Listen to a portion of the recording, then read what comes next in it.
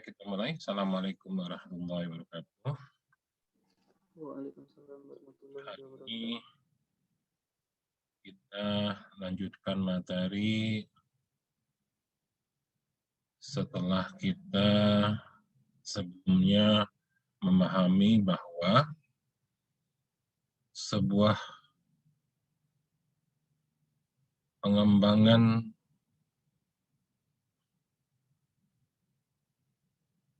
produk, pengembangan produk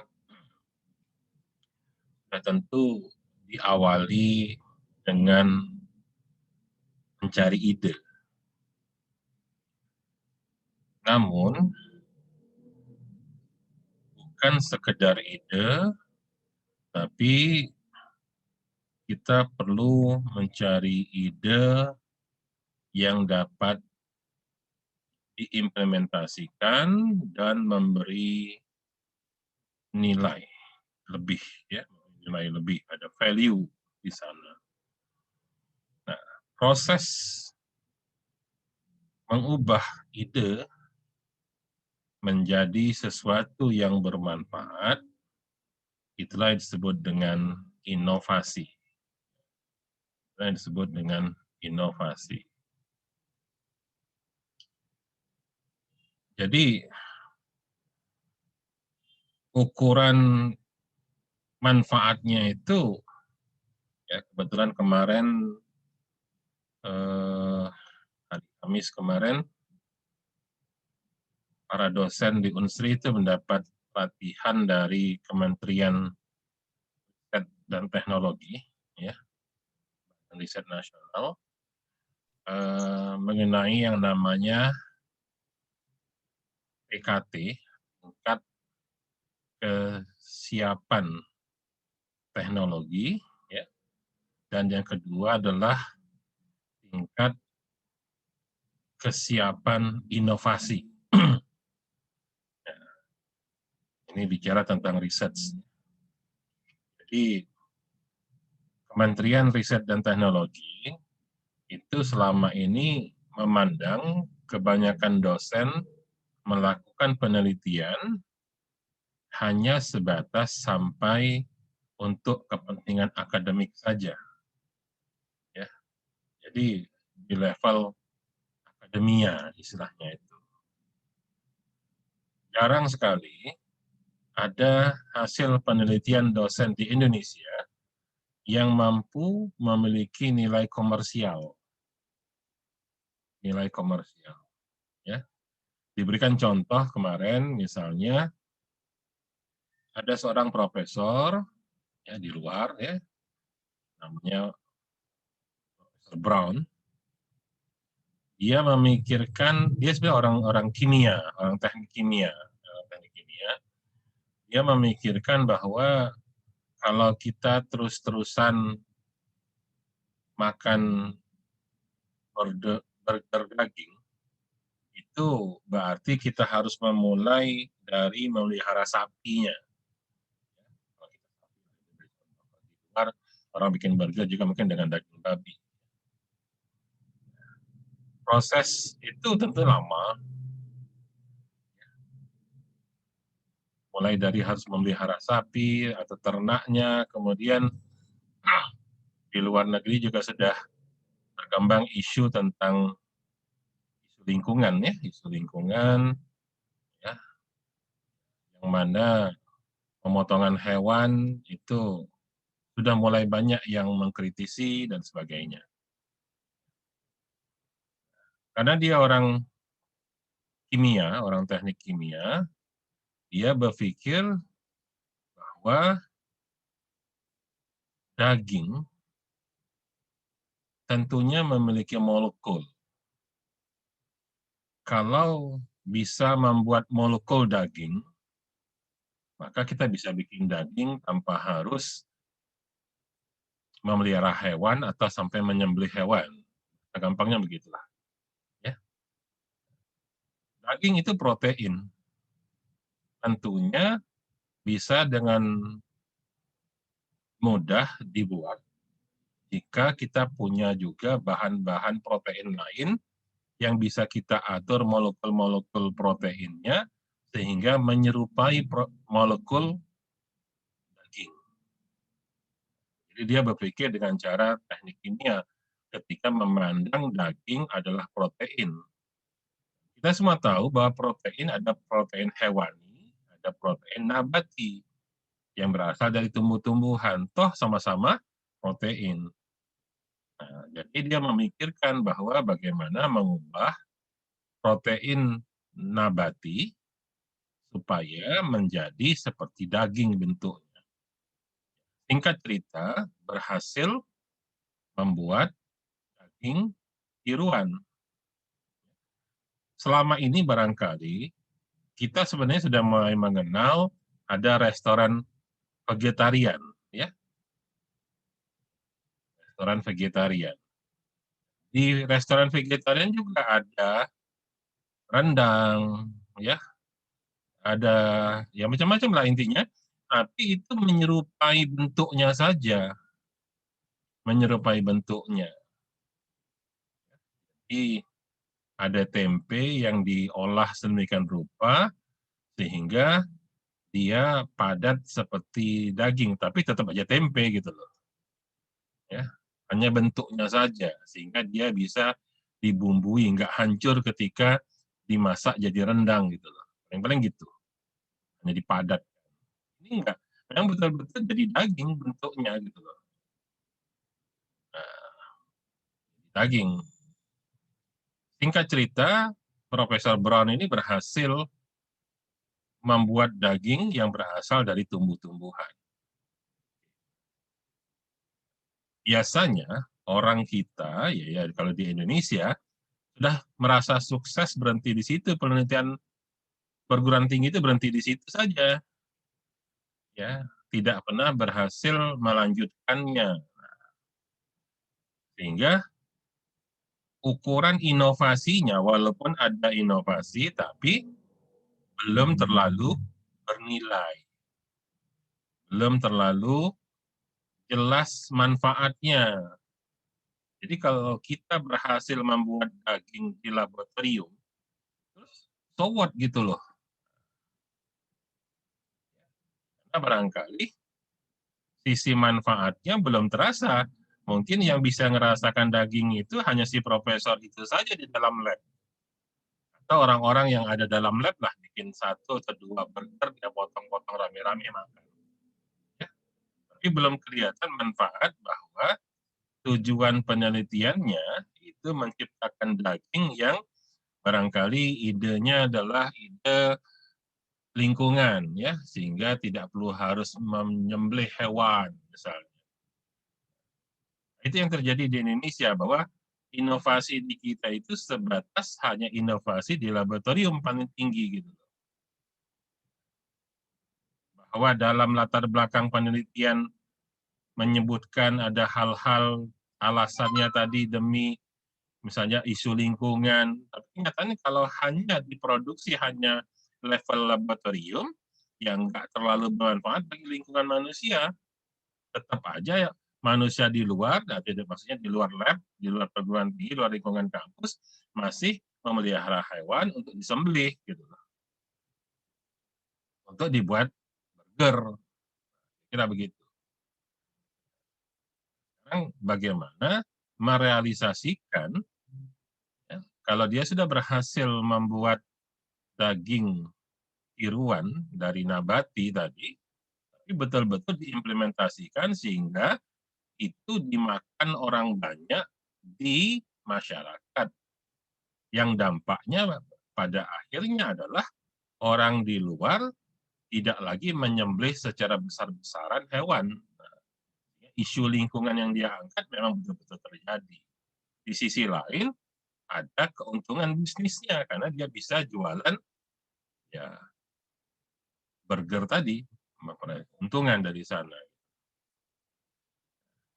Jadi itulah kita kalau kita lihat kembali definisi inovasi yang kita pelajari minggu lalu, inovasi adalah sebuah proses mengubah ide sampai memiliki nilai yang bermanfaat. Tinggal manfaatnya itu apakah manfaat ekonomi, manfaat kebijakan politik pemerintahan, manfaat kemaslahatan masyarakat dan sebagainya ya. Karena tadi kemarin juga membuka perspektif baru, selama ini seringkali inovasi itu sebatas sesuatu yang bersifat produk, tapi ya karena produk itu biasanya hanya terjadi pada orang-orang eksakta gitu ya. Karena produk itu biasanya ya tadi jadi wujud bendanya benda apa. Kalau makanan orang barangkali orang kesehatan, orang ya, kalau orang kedokteran membuat vaksin misalnya ya, membuat obat. Kalau orang pertanian ya seperti tadi peternakan. Kalau pertanian dia membuat bibit unggul tanaman produk ujungnya ya. Lebih-lebih lagi orang teknik itu yang kelihatan betul produknya itu. Orang mesin membuat mobil listrik misalnya, orang elektro membuat apa gitu ya, dan seterusnya. Itu akan jauh lebih mudah dipahami konsep inovasi yang demikian itu jika dilihat dari perspektif ilmu eksakta. Nah, bagaimana dengan orang ilmu sosial? Bagaimana supaya inovasi itu juga terwujud? Kemarin para dosen diberikan suatu perspektif yang baru, misalnya ya inovasinya itu jadi ukurannya itu bukan bendanya, bukan barangnya, tapi lebih kepada sisi manfaatnya. Makanya saya sekali lagi ingin mengatakan, jika kalian mencoba sebuah kreativitas, pastikan dalam kreativitas kamu itu ada unsur nilai inovasinya. Nah, nilai inovasi tidak semata-mata sesuatu yang baru, tapi yang jauh lebih penting bukan nilai kebaruannya, tapi adalah nilai manfaatnya. Jadi hadirnya inovasi atau produk yang kamu buat, produk yang kamu hasilkan lewat sebuah proses kreativitas kamu, seyogyanya harus dapat kamu definisikan di mana letak nilai manfaatnya tersebut. Jadi kalau kalian ingin dapat nilai lebih ya pada sebuah lomba dan sebagainya, tunjukkan bahwa inovasi kamu memang memberikan nilai lebih, memberikan nilai tambah, ada value added.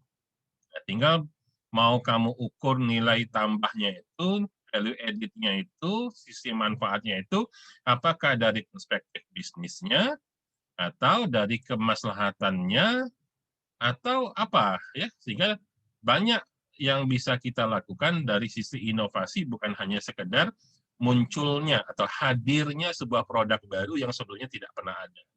Tapi yang jauh lebih penting adalah di mana nilainya. Sehingga kemarin itu barulah terbuka perspektif cara pandang para dosen, ya misalnya khususnya dari ilmu-ilmu humaniora, ilmu-ilmu sosial misalnya. Bagaimana penelitian bisnis, penelitian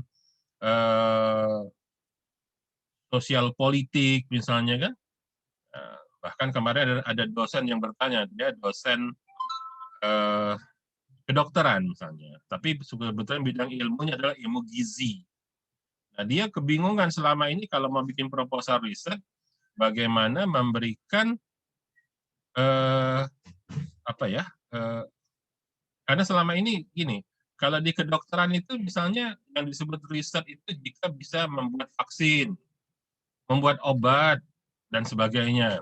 Nah, mereka orang ilmu gizi, bagaimana supaya mereka proposal riset mereka juga dipandang punya nilai. Tapi ternyata penjelasan dari kementerian kemarin, mereka baru sadar bahwa kita itu tidak boleh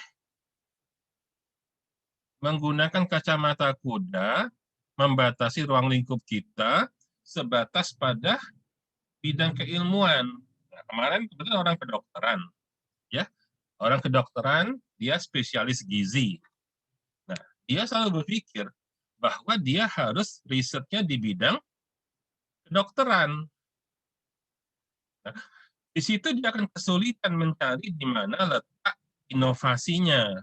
Karena memang terbatas ruang lingkup kedokteran yang bersifat teknikal medis. Sementara kalau orang ilmu gizi, barangkali justru lebih dekat dengan ilmu sosial, ilmu-ilmu humaniora. Nah, begitu juga kemarin ada dosen dari Fakultas Kesehatan Masyarakat. Ya, kalau mereka mengaku mereka sebagai orang kesehatan dan kepengennya penelitiannya masuk dalam kategori kedokteran, ya susah memang. Tapi kalau mereka penelitiannya itu ke arah ilmu sosial, bagaimana misalnya kasus stunting, kasus ya stunting ya, kamu tahu ya stunting apa? Gizi buruk pada anak-anak. Ya tentunya itu ilmunya ilmu medis, ilmu kedokteran, ya. Itu ilmunya ilmu kesehatan masyarakat. Namun implementasinya pada bidang humaniora. Jadi sisi manfaatnya itu dibawa ke ilmu sosialnya. Jadi orang ilmu sosial nggak hanya orang fisip artinya gitu. Nah begitu juga kita di Fakultas Ilmu Komputer, perspektif kita harus jauh lebih luas, ya. Tidak hanya memandang dari sisi komputernya saja. Nah lebih-lebih lagi kalian orang jurusan sistem informasi. Karena sistem informasi itu ilmu terapan. Jadi kalau kalian masih berkutat pada sisi ilmu komputernya, maka akan sulit kalian mengembangkan inovasi karena kalian pasti akan kalah dengan anak-anak jurusan informatika atau sistem komputer yang memang dunia mereka adalah dunia technical computer gitu loh. Kalian orang SI harusnya ya harus mampu menghasilkan sebuah ide berbasis komputer yang sisi manfaatnya ada di penerapannya, apakah di manajerial, ya, di bisnis, di ekonomi, bahkan ke sosial. Nah, ya. Oke, itu yang saya ingin sedikit sharing hasil pelatihan kemarin, ya, sehingga ukuran-ukuran tingkat kesiapan teknologinya, ya, readiness level daripada teknologi itu sendiri bisa terasa langsung manfaatnya. Biar canggih teknologinya, kalau nggak bisa diimplementasikan, itu dikatakan readiness-nya, kesiapan teknologinya belum tinggi, masih rendah. Itu akan ada kaitan dengan inovasinya, level inovasinya. Level inovasi itu dikatakan tinggi jika memiliki nilai tambah tadi, memiliki nilai manfaat tadi. Nah, tinggal seberapa besar nilai manfaatnya. Gitu. Oke, nanti ya jika perlu saya share juga lah materi pelatihan kemarin ya. Ada namanya TKT, tingkat kesiapan teknologi. Kalau bahasa Inggrisnya adalah ERL, ya, teknologi readiness level. Itu mengukur kemampuan teknologinya. Tapi yang jauh lebih penting adalah tingkat kesiapan inovasinya, ya, yaitu Innovation Readiness Level (IRL). Ya. Sejauh mana si inovasi itu mampu bermanfaat. Nah, ya. Itu yang ada hubungan dengan materi kuliah kita minggu lalu. Nah, sekarang kita lanjutkan adalah bagaimana sesuatu yang kalau minggu yang lalu bahwa inovasi adalah proses mengubah ide menjadi sesuatu yang bermanfaat, hanya sebuah definisi yang begitu. Tapi how, bagaimana? Nah, sekarang kita belajar bagaimananya, ya. Bagaimana ya kita punya ide, ide itu bisa kita transformasikan menjadi sesuatu yang bermanfaat supaya dapat dikatakan sebagai sebuah inovasi. Jadi jangan sampai mengklaim inovasi kita klaim sendiri bahwa ini adalah inovasi saya, tapi tidak terlihat di mana letak nilainya. Seperti minggu lalu kita sudah belajar bahwa Inovasi itu bisa berhasil, bisa gagal. Berhasil jika memang terbukti ada nilainya, ya, gagal jika tidak ada nilainya. Nah, salah satu cara untuk memastikan bahwa apa yang kita kerjakan itu bisa memiliki nilai, ya, sudah tentu kita harus memiliki bisnis model yang baik. Di sini dikatakan bahwa bisnis model yang baik akan membuat bisnis kita lebih bernilai. Bukan sekedar bernilai, tapi lebih bernilai.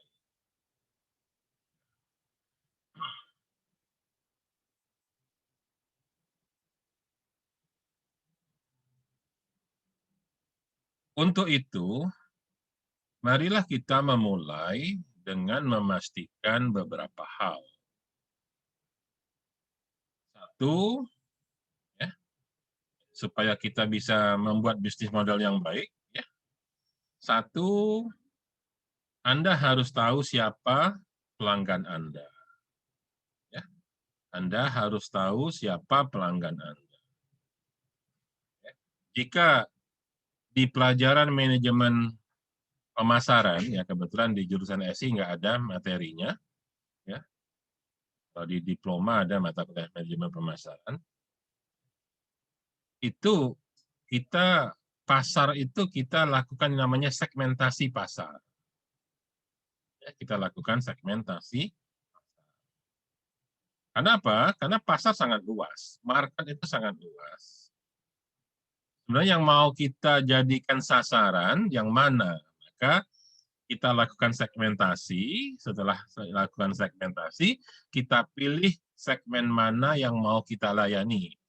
Atau istilah lainnya adalah targeting. Itu satu rangkaian ya, segmentasi dilanjutkan dengan target. Nggak mungkin Anda bilang, barang ini untuk siapa? Untuk semua orang. Pasti nanti bisnis Anda sulit untuk memasarkan barang-barang yang demikian. Kamu susah mau iklan, bagaimana cara iklan yang tepat? Bagaimana menyasar pelanggan yang tepat? Ya. Jadi yang langkah pertama adalah dalam bisnis model Anda adalah Anda harus ketahui siapa pelanggan Anda. Jadi kalau Anda punya suatu produk, definisikan dulu atau barangkali sebelum produk itu jadi, kamu pikirkan dulu siapa mau kamu sasar. Atau dibalik, kalau produknya sudah jadi, produk ini cocok untuk siapa? Ini jawab dulu yang pertama, siapa pelanggan Anda. Tentunya ini berkesinambungan atau berkaitan erat dengan yang kedua, yaitu what. Apa yang Anda tawarkan kepada pelanggan tersebut. Tentunya harus punya korelasi yang sangat kuat. Dia pelanggan kita karena barang ini cocok untuk dia. Atau sebaliknya, ya, barang ini yang saya mau tawarkan karena cocok dengan dia.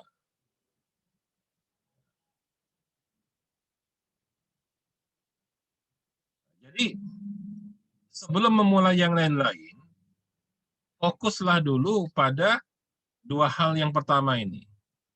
Siapa pelanggan dan apa yang mau kita tawarkan pada pelanggan. Jadi jangan berpikir yang ribet-ribet dulu, yang pelik-pelik dulu, yang teknikal dulu, sebelum Anda bisa mendefinisikan secara jelas dalam proposal Anda, ya, dua hal yang pertama ini. Oke? Nah, jika sudah jelas dua hal yang pertama ini, siapa pelanggan Anda, apa yang Anda tawarkan kepada pelanggan Anda, oke? Istilah pelanggan jangan diterjemahkan semata-mata ini ya, pembeli ya, enggak ya. Pelanggan itu siapa yang Anda sasar, siapa yang bakal pengguna produk Anda dan sebagainya ya. Nah, jika dua hal itu sudah clear, sudah sangat jelas, barulah kita bicara bagaimana cara untuk melakukan supaya kita bisa, ya, satu, menyediakan produknya, dua, memasarkan produknya, tiga, membuat, memasarkan, mendelivery, ya, menawarkan dan sebagainya. Ya. Itu how, ya, bagaimana melakukan semuanya itu. Ini baru aspek teknikalnya. Kalau masuk di how ini kita bicara tentang langkah-langkah taktis. Jadi tentang who dan what-nya itu, ini adalah fundamentalnya, foundation-nya, ya, dasarnya. Kalau dasarnya kuat, baru kita bicara hal-hal yang bersifat taktis, teknikal, ya, bagaimana melakukan. Nah, secara lebih lengkap, ya, semua itu bisa kita gambarkan pada satu lembar atau satu halaman, ya, model yang kita sebut sebagai bisnis model canvas atau bahasa Inggrisnya bisnis canvas model. Jadi diberikan contoh bagaimana Uber, ya, kalau di luar negeri itu Uber, kalau di kita barangkali Gojek, ya. Uber ini kompetitornya Grab, ya. Kalau di Asia Tenggara Uber sudah merger dengan Grab, ya. Oke. Di sini kita lihat ada 12, ya, betul ya, 12 hal. Satu, customer segment, ini tadi ya, who, ya, apa? Customer segment.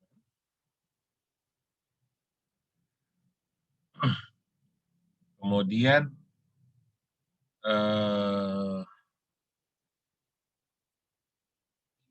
bagaimana cara membuat hubungannya, customer relationship, channel-nya, 3, value proposition, 4, key activities 5, key resource 6, key partner 7, ini 12 ya? 1, 2, 3, 4, 5, 6, 7, 8, 9, sorry. 9 ya. Ada 9 elemen. Ya. 9 elemen. Oke. Jadi, sebenarnya urutannya nggak seperti tadi ya. Urutannya itu kita mulai tentunya dari customer segment. Ya. Nanti apa yang mau kita tawarkan pada value propositions. Ya. Kita lihat satu persatu ya. Yang pertama adalah tentunya customer segment-nya. Ya. Siapa? Jadi, sebenarnya ya, ini 9 elemen ini, keseluruhan 9 elemen ini, kalau kita lihat sebenarnya rangkuman atau detail, ya, detail dari 3 hal ini, who, what, dan how. Who, what, dan how. Ya. Jadi who, what, dan how, kalau kita jabarkan lebih luas adalah jadi 9 elemen tadi. Ya. Tapi yang jauh lebih penting adalah kamu pastikan dulu, ya, who-nya siapa, artinya siapa yang mau kamu layani, what tentunya adalah apa yang mau kamu tawarkan, dalam hal ini produknya di sini, jadi dari poin yang kedua, what itu adalah tentang produknya, dan how itu bicara dari bagaimana membuat produk dan bagaimana menyampaikan produk itu sampai ke pelanggan, ya, cara kerjanya, cara bisnis kita, ya. Jadi ada 9 elemen ini ya. Kita lihat satu persatu yang tentunya dimulai dari customer segment. Jadi seperti saya katakan tadi bahwa cara memandang pasar, ya, market, kita tentunya melihat dulu secara overall, ya, secara overall seluruh pelanggan yang ada seperti apa situasinya, ya. Nah, tentunya seperti saya katakan pasar itu bisa jadi sangat luas, sehingga kita wajib melakukan yang namanya segmentasi pelanggan. Wajib melakukan segmentasi pelanggan. Nah, setelah kita membuat segmentasi pelanggan, baru nanti kita akan menentukan, memilih segmen mana yang akan menjadi target kita. Itu namanya targeting. Jadi pertama segmentation, yang kedua adalah karena bisa jadi tidak semua segmen mampu kita layani. Jadi jangan terlalu serakah, ya. Jangan terlalu serakah. Jadi ada orang kadang-kadang bilang, ini produk yang saya tawarkan bisa untuk semua orang. Kamu perhatikanlah kalau obat-obatan gitu, tapi ya bukan obat medis ya, obat herbal, sering jamu gitu. Itu bisa menyembuhkan mulai dari panu, kurap, sampai ke kanker gitu. Sembuh semua dengan obat itu. Bayang nggak kalau ada obat seperti itu? Ya? Itu udah kelihatan ya, udah kelihatan bohongnya gitu. Nggak mungkin ya. Jadi mungkin kalau kita ngomong pempek sebagai contoh ya, ya kalau di Palembang barangkali kita ngomong segmen pempek cukup luas karena semua orang suka pempek. Ya, tapi persoalannya apa? Apakah di Palembang ini semua orang asli Palembang yang hobi makan pempek? Nah, barangkali ada orang Jawa yang baru pindah ke Palembang. Dia belum terlalu suka makan pempek, masih kepengen makannya gudeg barangkali. Ya. Tapi kalau orang Jawa yang sudah berpuluh tahun tinggal di Palembang, sudah kawin sama orang Palembang, sudah lahir di Palembang, barangkali mereka sudah seperti jadi orang Palembang. Tapi artinya maksud saya ingin mengatakan bahwa di sebuah market yang kita pikir barang itu bisa diterima siapapun, itu pun masih harus kita lakukan segmentasi.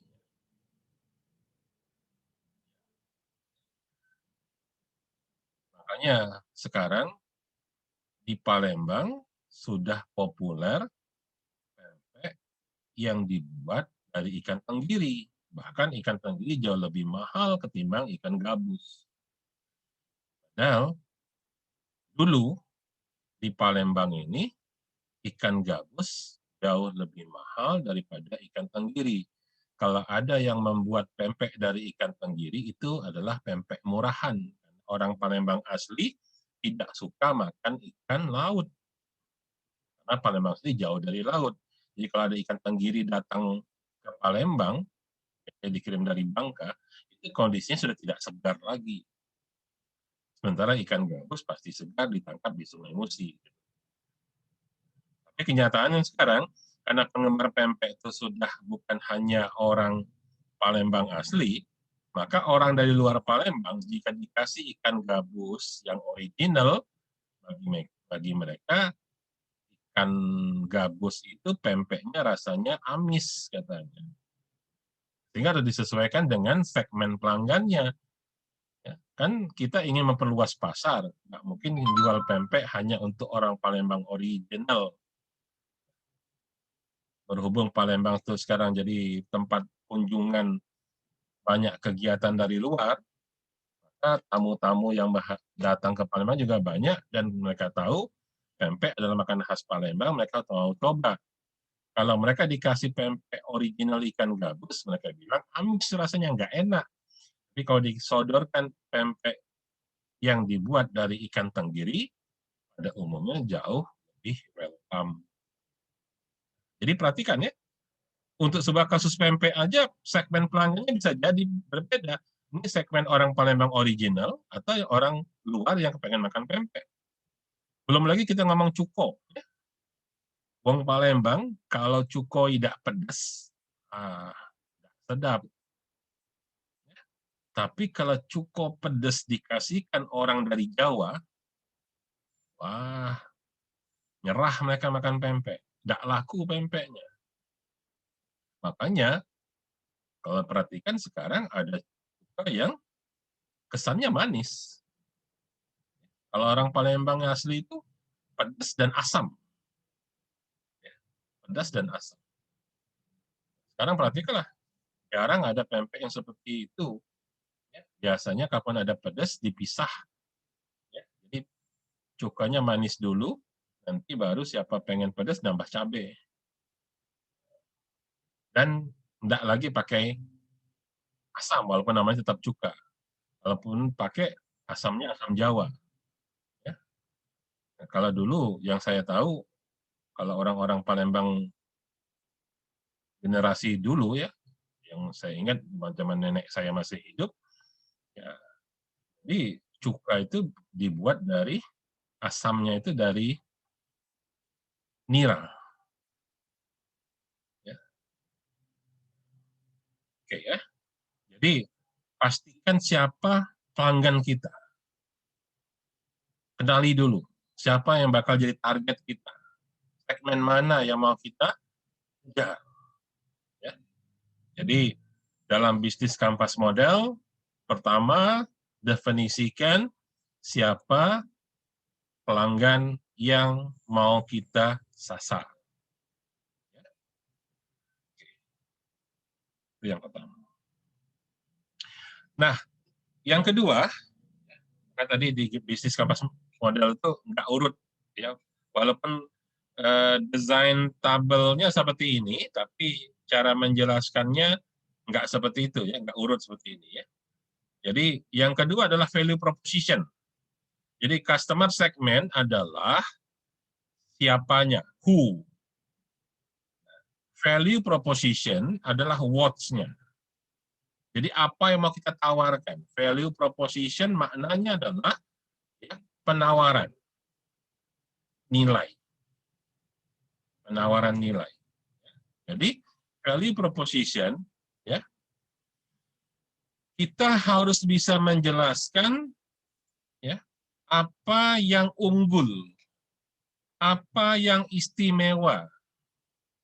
Jadi bahasa gampangnya, bahasa bisnis jualannya adalah kalau Anda beli ini, Anda akan dapat ini. Nah, itu. Di sini tempatnya. Ya. Value proposition itu tempat kita menjelaskan manfaat atau keuntungan atau keunggulan dari produk yang mau kita tawarkan. Jadi sekali lagi, value proposition pada bisnis kanvas model itu tempat menjelaskan, menguraikan, menjabarkan semua kehebatan produk kita.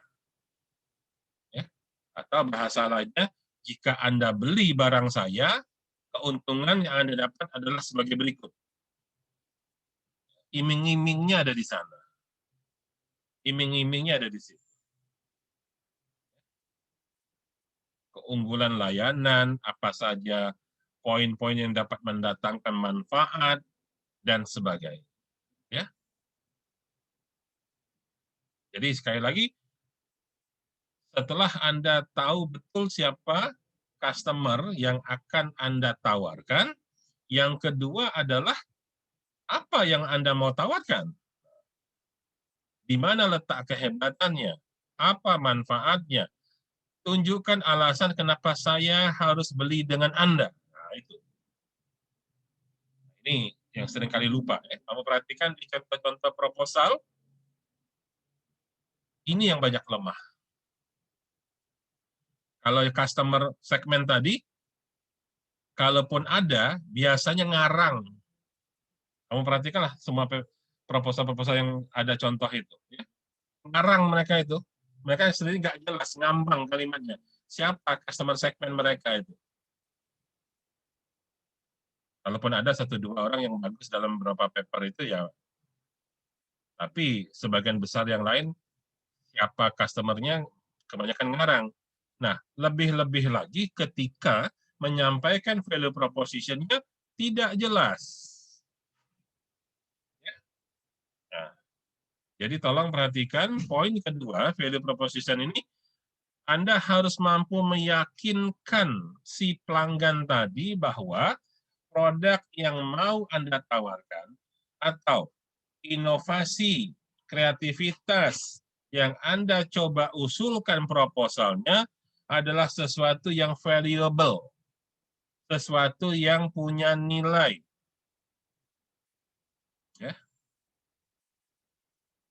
Disinilah letak alasan utama mengapa proposal Anda harus diterima gitu, atau ditolak. Tentunya Anda berharap bahwa Anda membuat proposal yang diterima. Nah, di sini letak alasan mengapa proposal Anda harus diterima oleh juri. Kira-kira begitu. Pikirkan itu ya. Nah, baru yang ketiga, kalau kita lihat channel ya. Jadi zigzag dia enggak urutan. Customer segment yang pertama, value proposition yang kedua, nah, yang ketiga ini channel.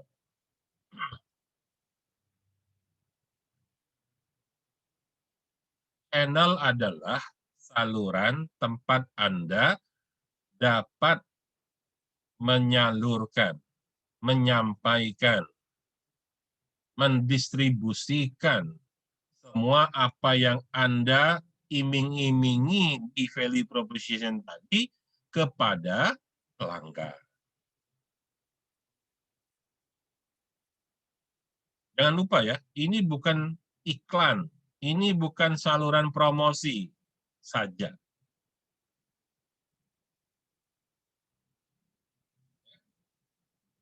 Kalau Anda salah paham, ya, perhatikan, lihat di contoh-contoh paper yang ada itu, proposal yang ada itu, kebanyakan orang salah paham melihat channel ini adalah saluran tempat iklan, tempat mempromosikan barang kepada pelanggan. Bisa benar, bisa salah, tapi tidak semuanya benar. Ya. Tapi yang jauh lebih tepat adalah bukan tempat iklan kepada pelanggan, tapi bagaimana cara ya atau saluran atau jalan atau tempat customer bisa merasakan semua yang Anda tawarkan di value proposition tadi.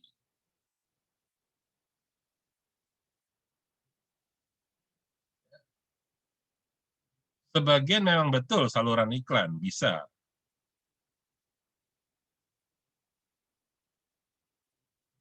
Contoh di sini dituliskan channel sosial media, barangkali itu iklan. Channel aplikasi web, sebagian besar iklan web, tapi ada yang enggak.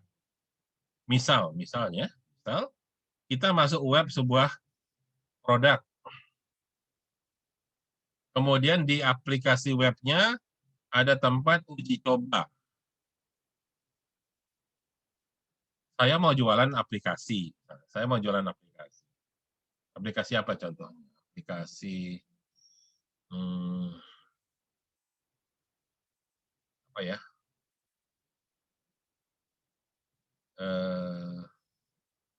Ya katakanlah saya jualan aplikasi untuk alat bantu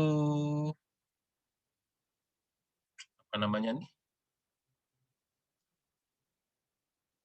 Alat bantu bank contohnya ya, bank misalnya dia nawarkan kredit. Nah, dia nawarkan kredit. Maka di websitenya bank biasanya suka ada kalkulator kredit. Kalkulator kredit. Jadi ada hitung-hitungan kalau pinjam uang sekian, ya masa pinjamannya berapa lama, ya, nanti bunganya sekian persen, terus akan ada di websitenya bank itu demo perhitungan berapa besar cicilan tiap bulan, misalnya itu salah satu contoh, ya. Atau kebetulan saya ngajar data mining, ya. Sekarang data mining kita ada aplikasi, contohnya Rapid Miner misalnya, Miner, ya, aplikasinya atau WK apapun itu ya. Nah sebetulnya itu dijual aplikasinya itu, ya, dijual maksudnya ya kalau dulu dijual betul-betul dalam bentuk CD, kalau sekarang sudah jarang orang jual seperti itu, cukup download aplikasi, nanti kita login dan sebagainya, kita beli username dan sebagainya. Tapi biasanya sebelum kita betul-betul membeli aplikasi yang berbayar, disediakan dulu aplikasi di web pembuatnya itu demonya. Jadi kita bisa nyoba, oh ternyata enak ya, kita bisa melakukan kegiatan data mining tanpa harus coding. Ini yang lagi populer ya di jurusan SI. Setelah boleh tidak harus buat aplikasi, jadi sekarang banyak yang ngambil skripsi tentang data mining, tapi proses miningnya nggak pakai aplikasi, nggak buat program, tapi cukup pakai aplikasi saja. Atau kelas bisnis intelijen ya, nanti yang ngambil kelas bisnis intelijen setelah selesai dengan saya sampai selesai UTS, begitu masuk dengan Pak Ali Bardadi, nanti kan masuk ke implementasinya bagaimana misalnya menggunakan Pentaho misalnya ya, aplikasi bisnis intelijen. Bagaimana menggunakan aplikasi Microsoft Business Intelligence ya, Microsoft BI misalnya. Nah, biasanya yang begitu-begitu itu sebelum kita membeli login-nya, kita beli username-nya dan sebagainya, biasanya bisa di demo dulu.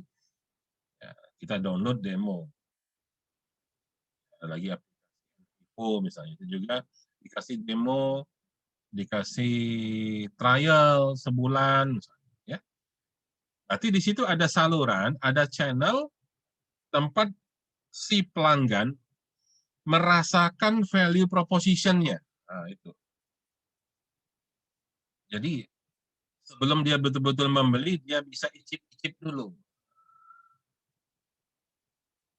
Kalau kamu jual makanan, sebelum orang beli betul, di mana si customer bisa yakin kalau makanan yang kamu jual itu enak. Nah, ya. Jadi tolong pahami bahwa channel di sini tidak semata-mata dimaknai sebagai tempat iklan. Tempat iklan betul, tidak salah, tapi bukan hanya itu. Yang jauh lebih penting adalah channel adalah tempat atau saluran di mana pelanggan dapat mencoba, memperoleh, menikmati, ya, walaupun sedikit misalnya, apa yang kamu tawarkan pada value propositions. Nah, itu jauh lebih penting. Ya. Jadi, sekali lagi, kalau nanti buat bisnis kampas model, di bagian channel, pastikan itu isinya. Seringkali channel ini dimaknai hanya iklan, maka nanti selalu ujuk-ujuk sosial media, Facebook, Instagram, isinya doang seperti itu, nggak ada yang lain. Tapi apakah orang bisa mencicipi lewat Instagram? Ya, enggak. Kalau dia tahu informasi ada iklannya, benar gitu. Ya, oke. Next ya. Jadi setelah kita jelaskan channelnya, saluran, tempat kita menyampaikan apa yang kita janjikan pada value proposition, ya. Setelah kita jelaskan pada channel, ya, di mana pelanggan bisa merasakan, menikmati apa yang kita tawarkan, baru yang keempat kita memikirkan tentunya ya nyambung dari channel tadi adalah karena di situ tempat kita ketemu dengan pelanggan, maka pelanggan yang sudah kita temui di channel jangan dibiarkan begitu saja. Ciptakan hubungan sama seperti, saya selalu menggunakan contoh yang mudah dipahami anak muda.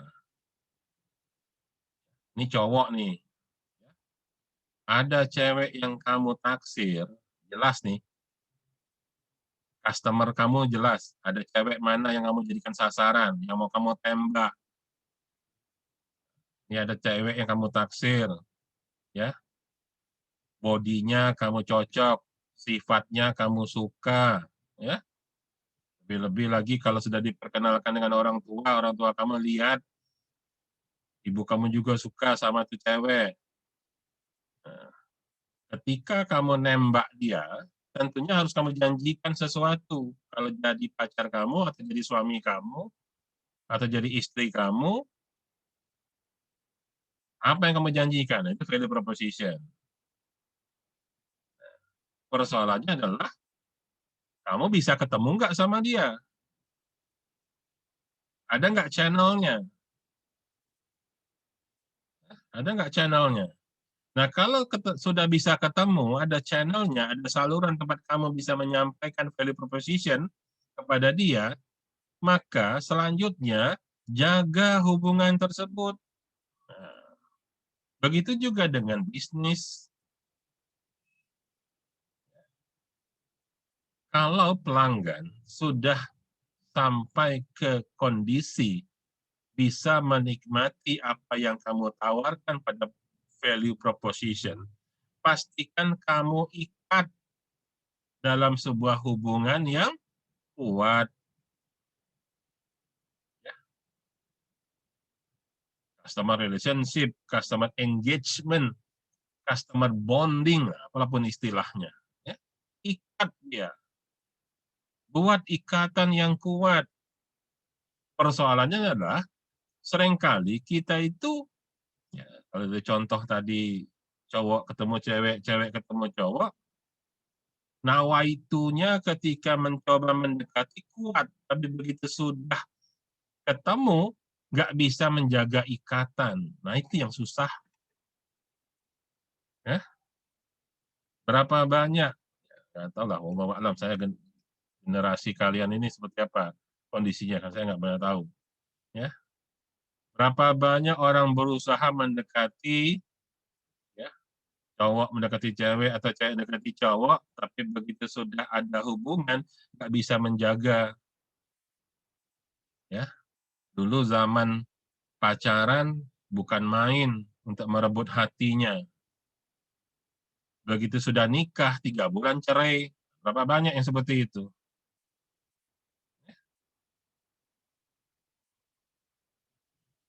Artinya apa? Mereka tidak bisa menjaga isi dari channel tadi.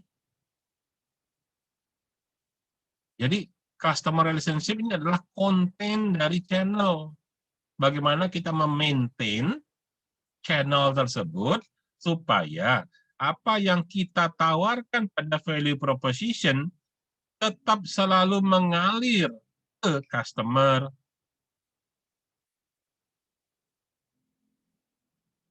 Ya. Jadi membahas bisnis kanvas model ini tidak boleh sepotong-sepotong, ya, harus nyambung. Yang pertama, customer segment, jelas dulu siapa. Ya. Kalau cowok menaksir cewek, gadis mana yang akan mau jadikan sasaran, jelas-jelas. Jangan jangan plan-plan.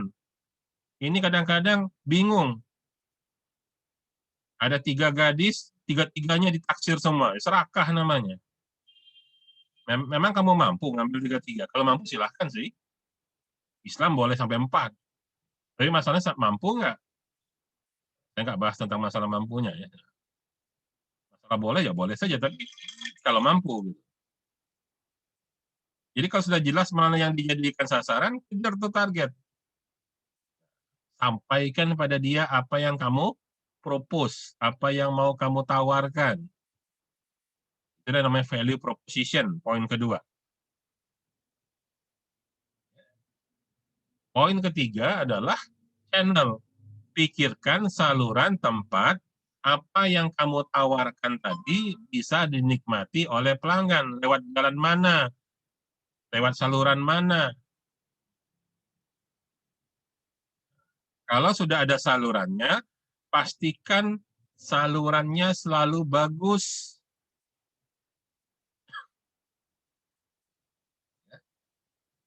Jangan sampai waktu pacaran dikejar-kejar sampai kemana-mana dikejar, setelah menikah, nggak dijaga hubungannya. Itu juga dalam melayani pelanggan. Pelanggan ketika dia belum membeli, perhatikanlah, sales-sales itu, dikejarnya kita terus. Ya. Gimana caranya sampai dia memperoleh kita terjadi transaksi jual beli. Tapi apakah sudah terjadi transaksi jual beli dia masih melayani kita? Tergantung. Ya.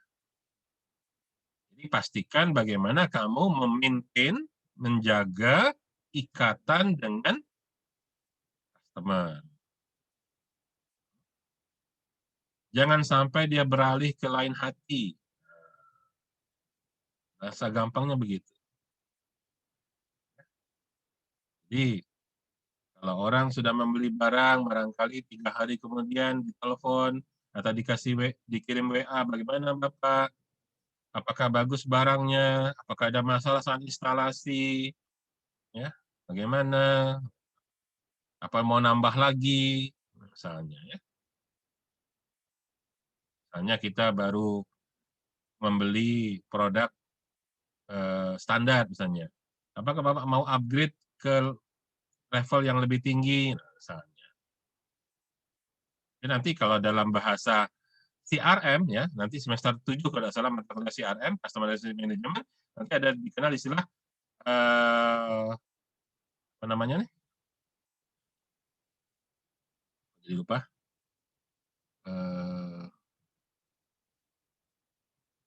Upselling dan cross-selling. Ya, upselling.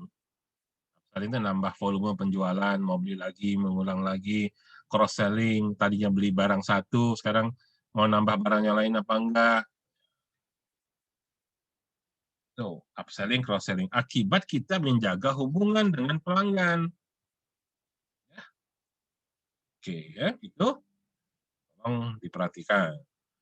Bagaimana cara kamu menjaga bisnis kamu, sebenarnya ini menjaga sustainability. Keberlangsungan dari bisnis yaitu pelanggan kita tidak lari kemana-mana. Itu yang keempat. Jadi setelah jelas pelanggannya, jelas apa yang mau kita tawarkan pada pelanggan pada value proposition, kita jelas saluran menawarkannya lewat jalan mana. Yang keempat, kita memaintain hubungan dengan pelanggan. Caranya seperti apa? Ini sudah how. Ya, jadi who itu pada customer segment, what itu pada value proposition. Selebihnya adalah how. Selebihnya adalah how. Ya. Di satu, customer segment adalah who. Dua, value proposition adalah what. Nah, selebihnya 3, 4, sampai 9 itu bercerita tentang how. Ya, bercerita tentang how. Oke. How yang pertama adalah channel, how kedua adalah customer relationship.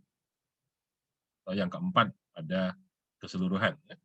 Yang kelima adalah kita mendetailkan lagi, mendetailkan how tadi dengan what we should do. What we should do. What we should do itu adalah apa yang harus kita kerjakan untuk membuat channel, apa yang harus kita kerjakan untuk menjaga hubungan dengan pelanggan. What we should do. Oke, saya ulangi. Pertama, who. Siapa pelanggan kita? Definisikan secara jelas. Kalau sudah, dua, what. Apa yang mau kita tawarkan kepada pelanggan tersebut? Value proposition. Ketiga, salurannya, channelnya, bagaimana cara kita menyampaikan apa yang kita tawarkan kepada pelanggan, bagaimana atau di mana saluran pelanggan bisa menikmati apa yang kita tawarkan. Itu namanya channel. 4, kalau sudah ada channelnya, apa yang bisa kita lakukan untuk tetap menjaga hubungan dengan pelanggan? Atau dengan kata lain, mengisi channel tadi selalu menjadi saluran tempat kita menjaga hubungan. Ya. Jadi kalau mengisi itu, kalau kamu sudah sepakat salurannya yang baik, cocok untuk kamu berdua seperti apa, sekalipun LDR, nggak ada keraguan. Nggak apa-apa LDR, tapi kita tetap bisa menjaga hubungan dengan baik. Karena kita punya ikatan, karena punya CRM tadi, Customer Relationship Management tadi. Pertanyaannya adalah, kalau sampai ke channel dan customer relationship masih bersifat strategis,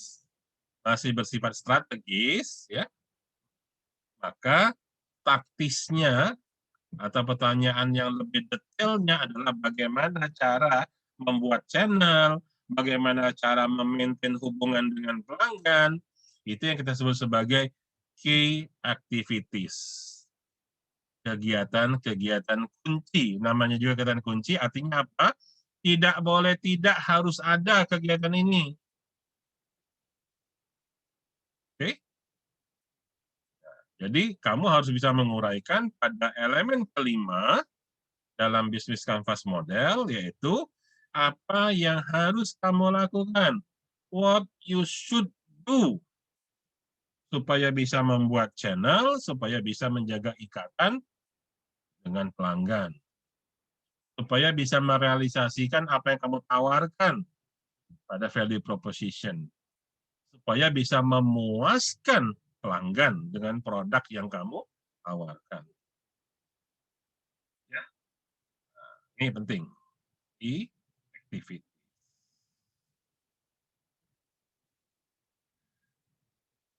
Tidak semua kegiatan yang harus kamu lakukan pada key activities ini, tidak semua yang kamu harus lakukan pada key activities ini dapat kamu lakukan sendiri.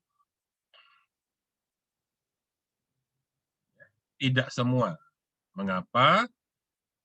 Karena kemungkinan kita punya keterbatasan pada resources. Kecuali kamu adalah sebuah bisnis besar. Perusahaan seperti grupnya Salim, dia punya bank BCA, dia punya pabrik Indomie, Indofood, dia punya ini, punya itu, untuk membuat mie Indomie di pabrik Indofood, dia punya apa? Dia punya pabrik Bogasari untuk tepungnya. Artinya kita bisa layani sendiri semua. Tapi kalau kamu memulai dengan sebuah bisnis kecil-kecilan, dengan startup, dengan apa misalnya, sadari bahwa tidak semua resources kita miliki. Nah, untuk menjaminkan, sekali lagi saya ingatkan ya, key activities sesuatu yang wajib ada. Key activities itu semua yang wajib ada, wajib dilakukan demi ya memastikan channel bisa diciptakan, hubungan dengan pelanggan tetap bisa selalu dijaga, value proposition bisa kita buktikan janji kita, ya, supaya bisa memuaskan pelanggan. Ini adalah key activities. Nah, untuk memastikan bahwa seluruh key activities ini bisa berlangsung, namun kita tidak memiliki sumber daya yang cukup, maka pastikan kita memiliki key partnership.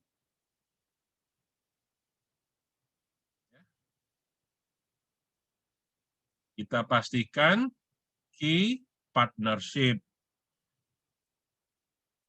Artinya, kita punya mitra kunci, mitra penting, mitra yang dapat membantu kita memastikan seluruh key activities bisa berlangsung dengan baik.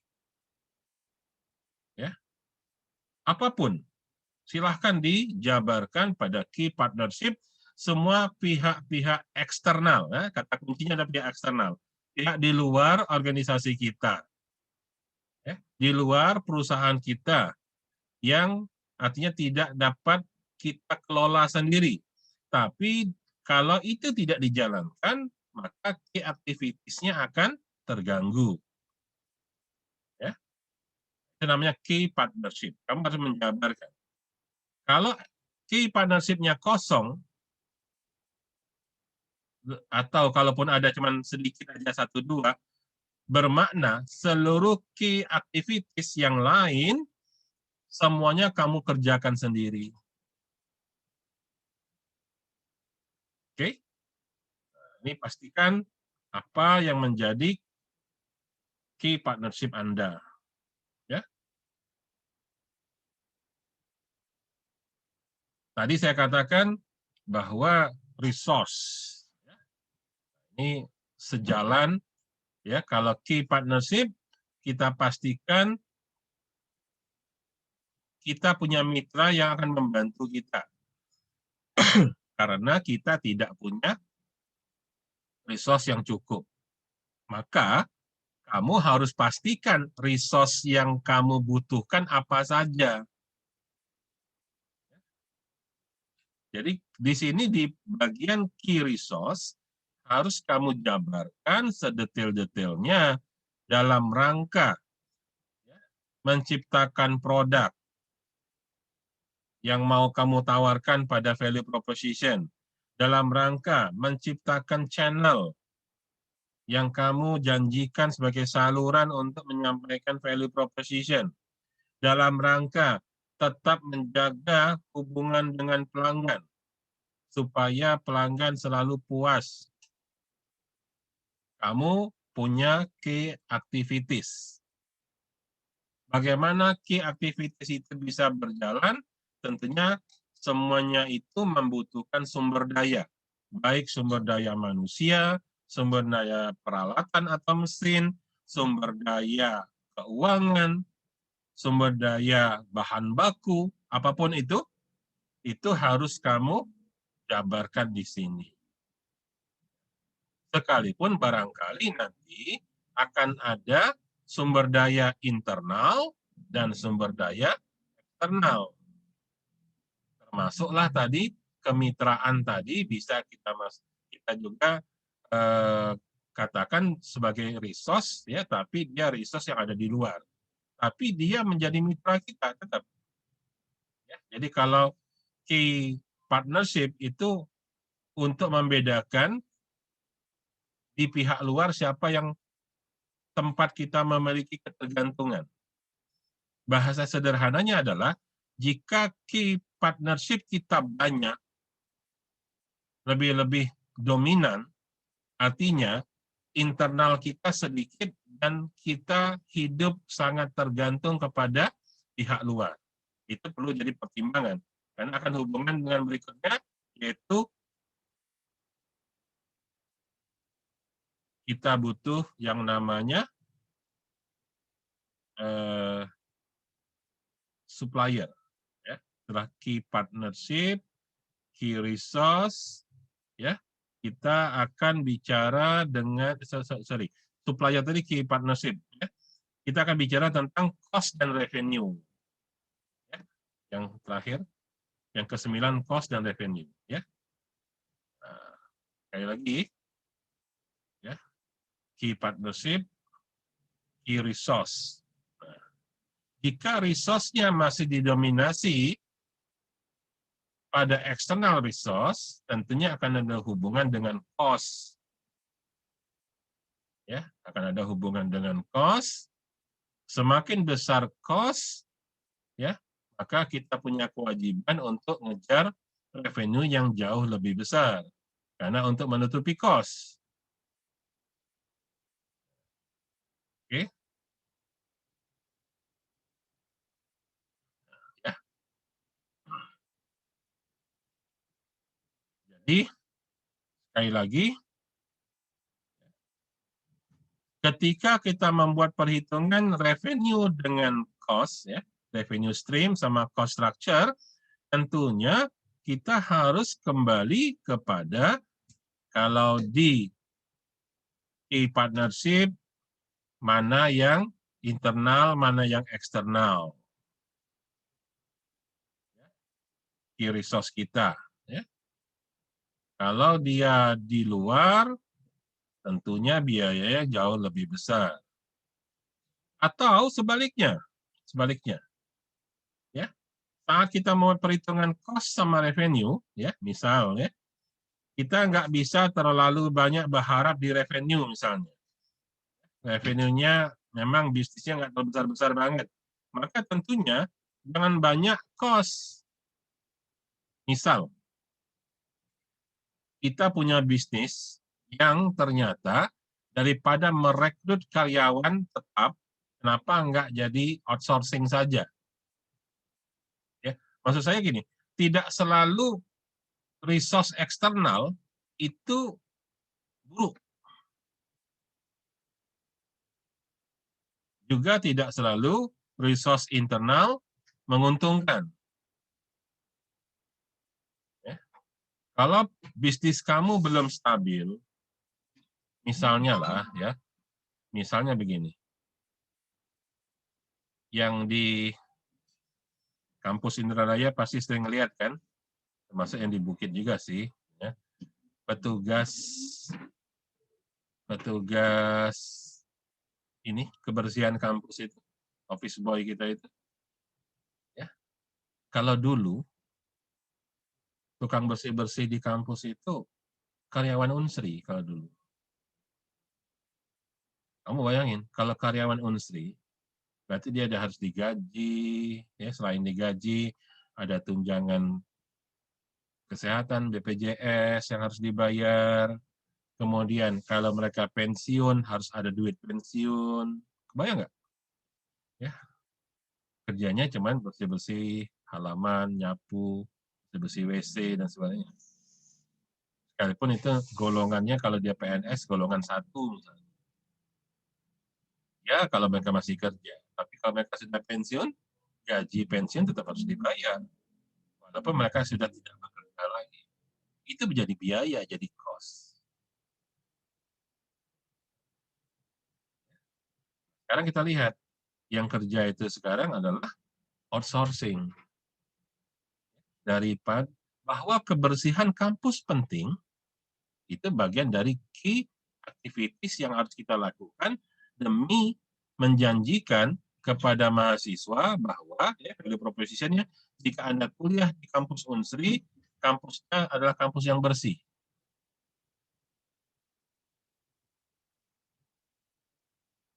Sekarang jauh lebih baik. Zaman saya kuliah dulu, ya nggak ada yang berani masuk ke WC di Unsri itu. Air nggak ada, sink di mana-mana. Gitu. Makanya dulu lebih populer orang kuliah di Tridinanti zaman saya dulu daripada kuliah di Unsri. Ya. Karena faktor kebersihan saja tidak terjaga, bagaimana faktor kualitas, misalnya. Ya. Key activities, membersihkan gedung, halaman, termasuk bagian yang wajib harus dikerjakan. Tapi nggak perlu dikerjakan oleh internal Unsri. Cukup kita kontrakkan ke outsourcing.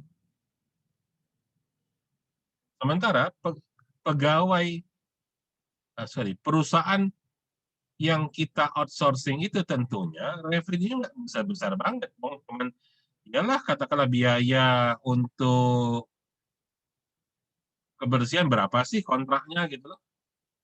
Sehingga dia tentunya karena tidak bisa menaikkan revenue, caranya adalah menurunkan cost.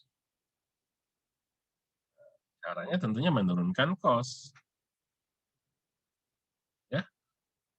Jadi sekali lagi saya ulangi, ya, bicara menyusun sebuah bisnis model dalam sebuah rencana, dalam sebuah proposal, maka 3 elemen utama yaitu what, who, dan how. Ya. Who, siapa pelanggan kita di sini. Ya. Siapa pelanggan kita. Customer. Jadi proposal kamu, kalau kamu membuat proposal, ya, cerita panjang lebar, tebal-tebal berapa puluh halaman itu, kalau diringkas dalam bentuk presentasi, sebetulnya cukup 1 halaman ini. Ya. Kalau saya barangkali cukup 1 halaman ini untuk presentasi. Halaman depan, judul, langsung habis itu masuk ke halaman ini. Cukup 2 halaman slide aja, 2 slide saja untuk presentasi. Ya. Jadi di sini udah jelas di customer segment yang pertama adalah siapa pelanggan yang menjadi target layanan kita. Siapa pelanggan yang bakal jadi target untuk mengkonsumsi atau menggunakan produk yang mau kita tawarkan. Kalau sudah tahu siapa, maka tentunya harus dapat kita cocokkan dengan value proposition. Ini yang kedua. Apa itu value proposition? Segala sesuatu yang mau kita tawarkan yang dapat meyakinkan pelanggan mau menggunakan produk yang kita tawarkan. Iming-imingnya ada di dalam value proposition. Begitu juga nanti urutan presentasinya ya. Urutan presentasi seperti itu cara membacanya. Jadi setelah jelas siapa pelanggannya, apa yang mau kamu tawarkan di sini? Ini what. Uraikanlah semua alasan mengapa si pelanggan itu perlu membeli atau mengkonsumsi atau menggunakan produk yang kita tawarkan ini. Di mana letak unggulnya, apa kelebihannya, apa manfaatnya. Harusnya kolom ini yang paling banyak isinya. Kadang-kadang saya bingung lihat proposal mahasiswa, ini customer segmentnya semua lapisan masyarakat. Waduh, semuanya. Cukup satu baris kalimat, tapi sapu jagat ini semua. Tapi value proposition cuma 2 baris. Satu aja gitu. Atau bagaimana itu bisa melayani semua orang. Ya, jadi pastikan di value proposition itu adalah sesuatu yang mau kamu tawarkan, sesuatu yang punya nilai, sesuatu yang punya manfaat, punya nilai guna, ya, yang dapat mempengaruhi customer untuk membeli apa yang mau kita tawarkan. Itu value proposition. Setelah itu kita tahu customer ada di kanan sini posisinya, di ujung sini, value proposition ada di tengah-tengah sini, maka pikirkan channel-nya. Nah, jadi posisi channel ada di sini supaya dia menghubungkan bagaimana pelanggan dapat menikmati value proposition. Bagaimana value proposition produk dapat disampaikan kepada pelanggan.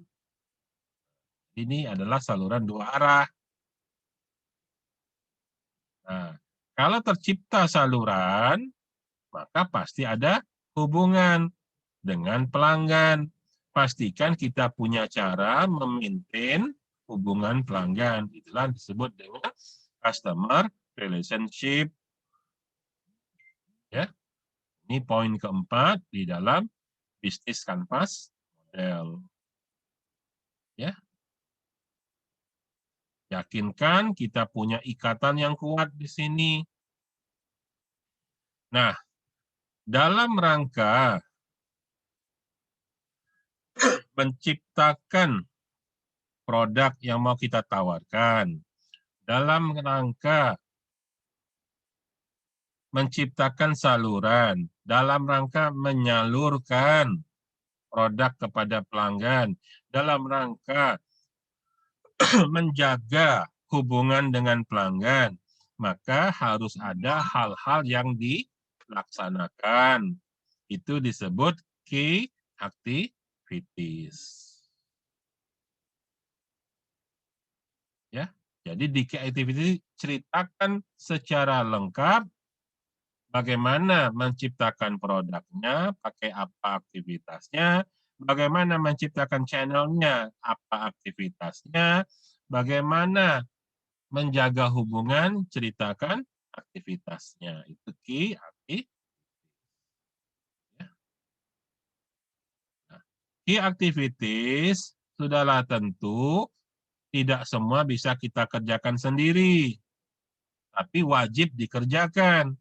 Maka yang tidak mampu kita kerjakan sendiri, kita gunakan mitra atau partner. Maka muncullah kolom yang berikutnya itu key partnership.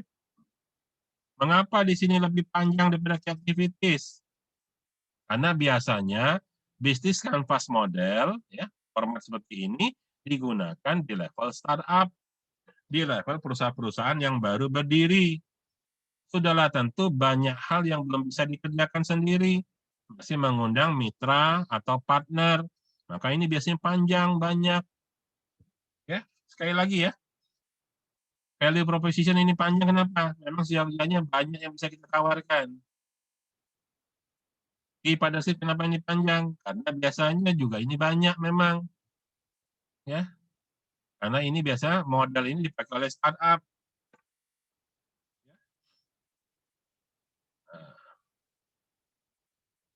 Supaya key activities dan key partnership ini lancar, pastikan kamu punya key resources yang wajib kamu jaga.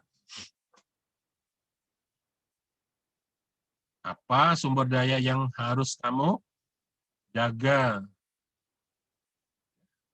Harus jelas, kapital, modal, mesin, peralatan, misalnya.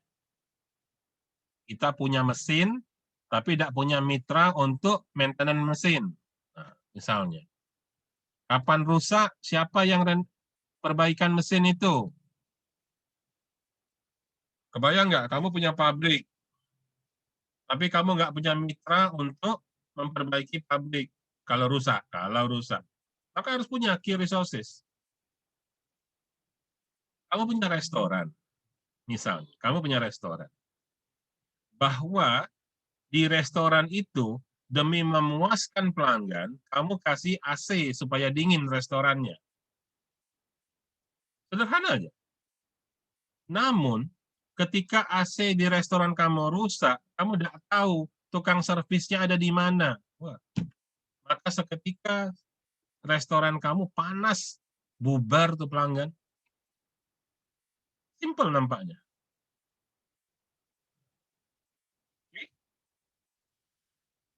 Karena dalam value proposition kamu tawarkan ruang makan yang sejuk,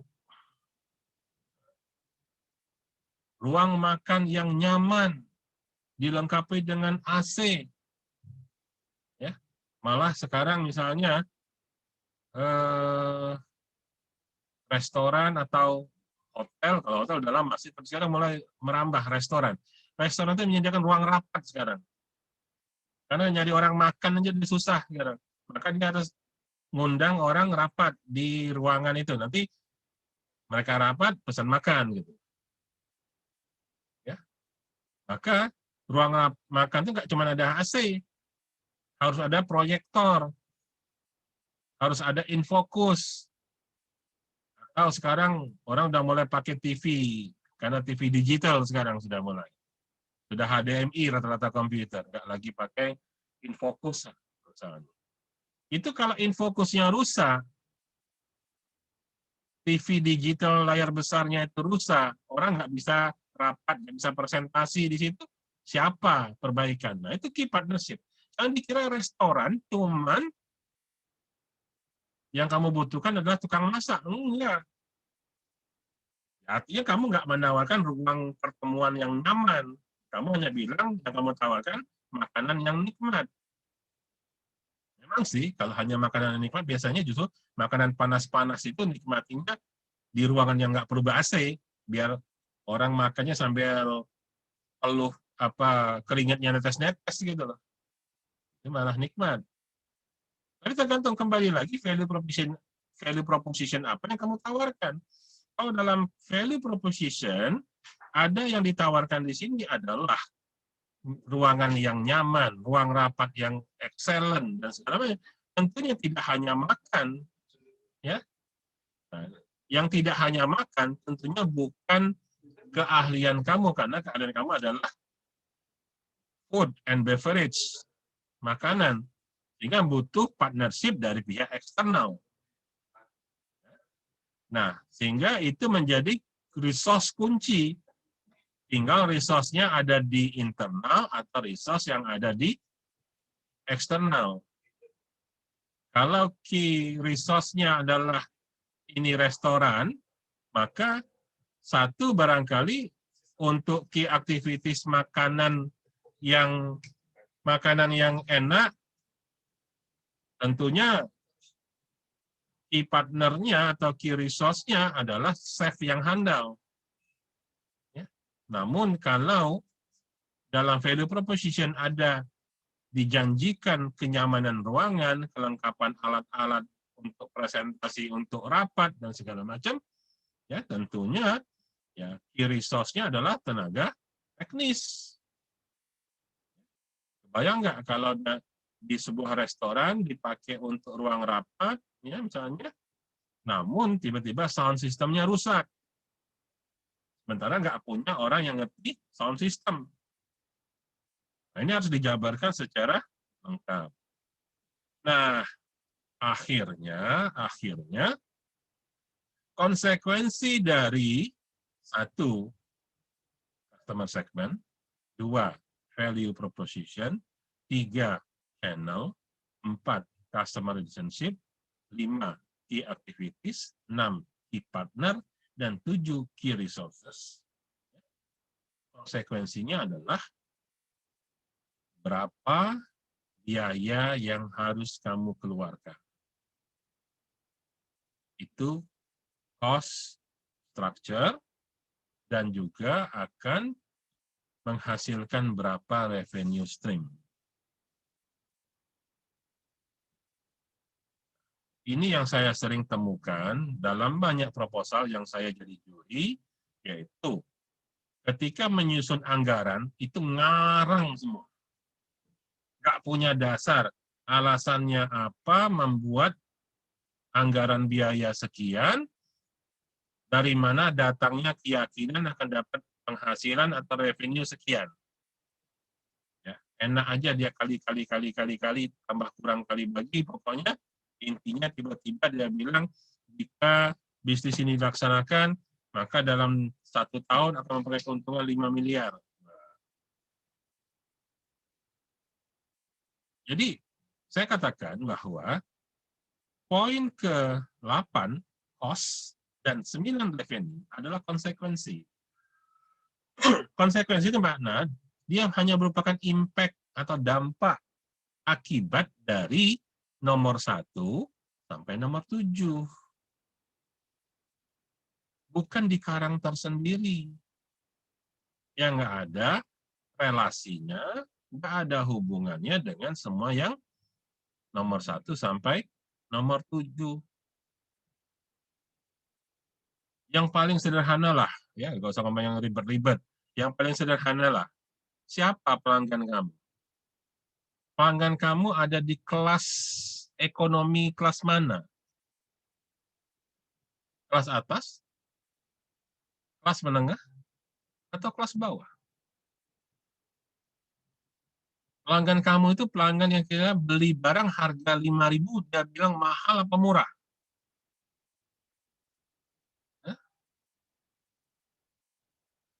Itu nanti akan ada dampak terhadap revenue stream. Jadi, kamu harus kenal ya, siapa pelanggan, apa yang mau kamu tawarkan, salurannya dari mana, bagaimana menjaga hubungan dengan pelanggan. Ya. Key activities tentunya ini bisa diuraikan, muncul dari biaya semua, key activities. Kegiatan di sini akan menjadi cost semua ini. Partnership, orang luar, pasti jadi cost itu. Jadi biaya semua itu.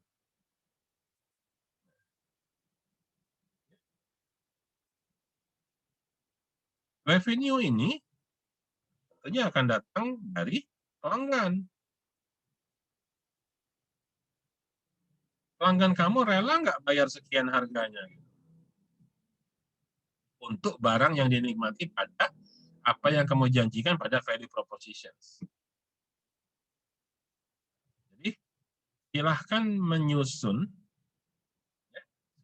menyusun bisnis model Anda dengan format yang paling sederhana, yang paling populer digunakan untuk startup, yaitu bisnis canvas model. Ya, Jadi silakan contoh-contoh proposal yang sudah ada itu, coba kamu evaluasi dengan cara seperti saya menjelaskan ini tadi. Sempurnakan. Kalau kamu memang mengambil ide dari yang punya mereka, sempurnakan aja. Bagaimana mereka bisa melengkapi, ya, kamu lengkapi proposal yang itu, jadikan contoh itu untuk mengikuti. Jadi logikanya nomor 1, siapa pelanggannya? 2, apa yang ditawarkan pada value proposition, jadi apa yang ditawarkan pada pelanggan di sini, bagaimana cara menciptakan saluran supaya pelanggan bisa menikmati apa yang kamu tawarkan. Ya. Kalau sudah tercipta salurannya, bagaimana menciptakan ikatan yang kuat dengan pelanggan tersebut. Dalam rangka melakukan ini semua, harus ada kegiatan dikerjakan, tidak semua bisa dikerjakan sendiri, menggunakan mitra. Sehingga kita bisa, ya, belum bisa memilahkan mana yang mitra, mana yang dikerjakan sendiri, tentunya kita harus tahu resource yang kita miliki. Termasuk mitra itu bagian dari resource. Tapi resource-nya adalah internal, ada eksternal. Nah, ini adalah mitra eksternal. Frekuensi dari keseluruhan aktivitas 1 sampai 7 tentunya berdampak terhadap bagaimana struktur biaya yang harus kita keluarkan dan berapa revenue yang kita hasilkan. Oke, sampai di sini dulu. Ada yang mau ditanyakan? Ada yang mau ditanyakan sampai di situ? Mudah-mudahan cukup jelas tentang bisnis kanvas model. Kalau kurang jelas, silahkan ditonton ulang rekaman videonya ya, untuk materi ini. Oke, materi terakhir untuk hari ini. Kalau nggak ada pertanyaan, saya lanjutkan dengan materi berikutnya. Ini saya ringkas saja sedikit. Apa namanya? Saya nggak akan terlalu detail karena kamu sudah lulus mata kuliahnya, yaitu project management.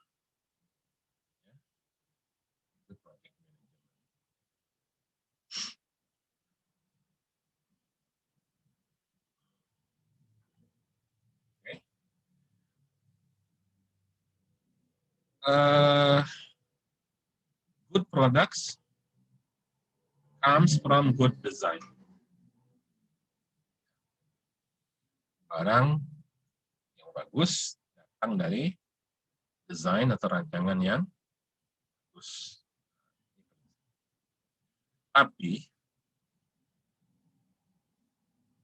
kalau hanya rancangan yang bagus atau proposal yang bagus saja, namun tidak dikawal pelaksanaannya, pun jadi tidak berguna. Memang dasarnya kita mulai dengan desain yang bagus. Ya. Jadi kalau kita belajar tentang bisnis kanvas model, at least kita memulai sebuah rancangan bisnis, ya, membuat sebuah proposal yang mumpuni. Kita tetapkan siapa pelanggan kita. Kita tentukan apa yang mau kita tawarkan pada pelanggan kita. Kita ciptakan saluran bagaimana kita bisa berhubungan dengan pelanggan dengan baik. Kita ciptakan mekanisme untuk menjaga hubungan yang baik tersebut, lalu terjaga dengan baik. Sehingga akan ada kegiatan-kegiatan penting yang wajib kita lakukan. Dari situ, mana yang tidak mampu kita kerjakan sendiri, kita gunakan mitra. Dan yang ketujuh, kita bisa menetapkan mana resource-resource yang penting bagi kita untuk selalu di manajemen. Dari situ kita akan jelas punya proposal, punya rancangan yang sangat jelas berapa biayanya dan berapa penghasilan yang bisa kita ciptakan. Oke. 9 elemen pada bisnis kampas model itu sesuatu yang baik. Tapi sesuatu yang baik hanya menjadi sebuah rancangan saja jika ketika implementasinya tidak dikawal dengan baik. Ya. Dimulai yang paling sederhana, ya, itu biasanya penjadwalan. Berapa banyak kita teledor? Berapa banyak kita molor dari jadwal? Ya. Semester ini, bukan semester ini ya, tahun ajaran ini, 2020-2021, ya, cukup banyak anak SI yang bimbingan dengan saya. Selama ini saya selalu dengan anak informatika misalnya. Tahun ajaran ini cukup banyak. Ya. Bayangan saya, dulu sekitar bulan-bulan beginilah, Maret, ya. Ketika itu saya mengajar mata kuliah metodologi penelitian, kebetulan di SI di bilingual ya, tahun yang lalu, tahun 2017, mengajar metodologi penelitian. Di kelas metode penelitian, saya sudah arahkan mereka supaya ketika selesai semesteran, sudah UAS, itu udah jadi proposal. Saya targetkan mereka, proposal itu sudah jadi kelas metode penelitian kayak bimbingan membuat proposal. Saya harapkan begitu bulan Mei selesai semester, Juni dan Juli, mereka tinggal finishing dengan mencari pembimbing yang tetap sesuai dengan SK dekan. Sehingga seharusnya masuk semester 7 di awal Agustus, paling lambat awal September, ketika sudah ngisi KRS, seharusnya mereka sudah bisa sempro. Sampai kemudian di Desember 2020 harusnya sudah bisa PA2. Tapi berapa banyak yang semuanya molor? Kebayang nggak? Ya, sudah selesai sempro di September yang bimbingan saya. Atau akhir September. Paling lambat kemarin ada yang awal Oktober sempronya. Mereka tidak ngoding, tidak buat aplikasi. Mereka data mining menggunakan Rapid Miner, pakai aplikasi saja sebetulnya. Tapi ternyata tak ada satupun yang di Desember kemudian. Ya, saya memang nggak terlalu aktif. Ya. Kalau dulu anak-anak informatika, seminggu sekali saya wajibkan bimbingan. 2 minggu tidak bimbingan, saya telepon. 3 minggu ditelepon nggak juga ada kabar berita, saya suruh cari pembimbing lain. Nah, saya dulu keras begitu. Ya. Kalau sekarang saya pasif aja, terserah lah. Gitu. Mau gimana ya terserah, nggak suka lah gitu. Ya. Ya akhirnya semua rencana-rencana yang seperti itu semuanya molor. Artinya apa? Mereka tidak bisa mengawal jadwal proyeknya. Pasif. Ya. Jadi bayangan saya dengan tidak membuat program, tidak ngoding aplikasi, itu bisa memangkas waktu. Ya. Nyatanya tidak, tetap aja lama. Terserah lah, saya nggak terlalu. Saya cuma melihat mana yang serius gitu.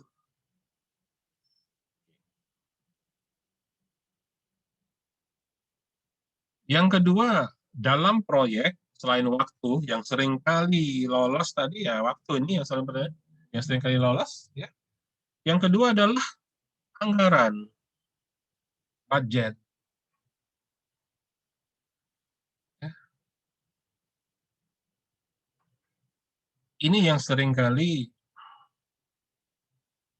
mulai dari perhitungan anggarannya sendiri, ya tadi saya bilang cost structure-nya terlalu muluk-muluk, revenue-nya juga terlalu muluk-muluk, sehingga akhirnya implementasinya tidak sesuai.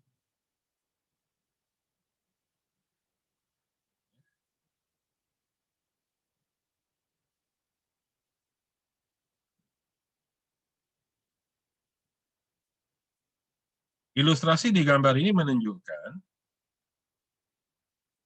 biaya, terkadang memang kita dari awal sudah siap menyediakan anggarannya.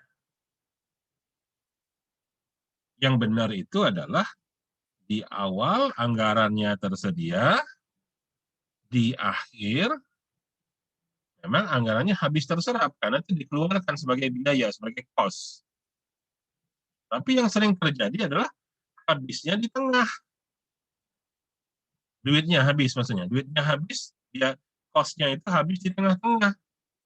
Begitu finish suatu project, yang terjadi malah minus atau tekor. Ini hal krusial yang kedua yang perlu di manajemen, yaitu budget. Pertama waktu, yang kedua budget. Ini titik lemah yang kedua. Oke, ya. Ini contoh. Contoh,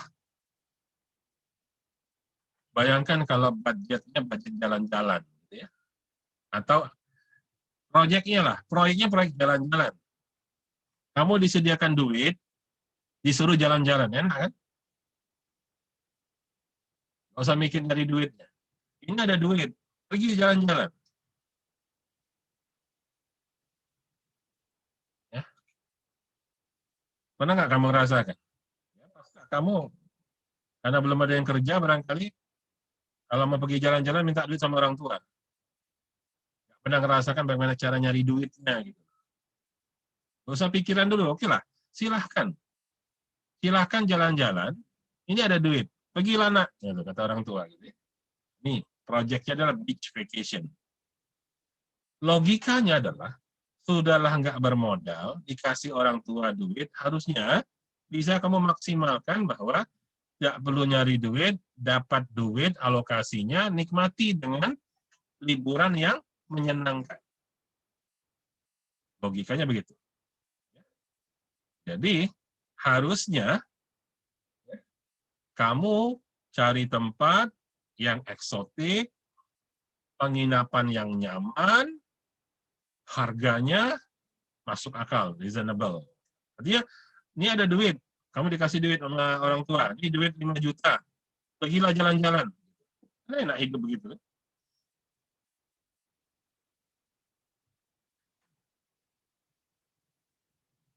Kalau kamu bisa melaksanakan jalan-jalan, ya, tadi dikasih duit 5 juta, betul, kamu dapat exotic location, nice accommodation, harga reasonable. Maka, kalau kepingin demikian, maka carilah paket perjalanan yang bagus. Ya. Ini yang bagi. Yang baik begitu. Ketika eksekusi proyeknya, pelaksanaan proyeknya. Tapi apa yang terjadi seandainya kamu tidak memanajemen dengan baik? Ya, kamu salah pilih lokasi, pergi ke satu tempat, kamu tidak memeriksa cuaca di sana. Ceritakanlah gampang lah, mau pergi ke Hong Kong gitu ya, ceritanya misalnya. Tiba-tiba kepengen pergi ke Hong Kong, karena bayangan kamu itu adalah exotic location, eksotik untuk belanja. Ya.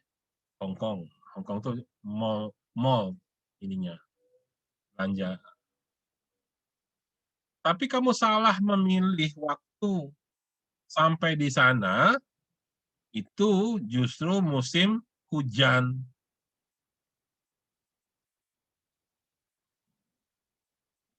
Duit tetap keluar, habis. Tapi apakah nikmat perjalanan kamu? Tentu tidak.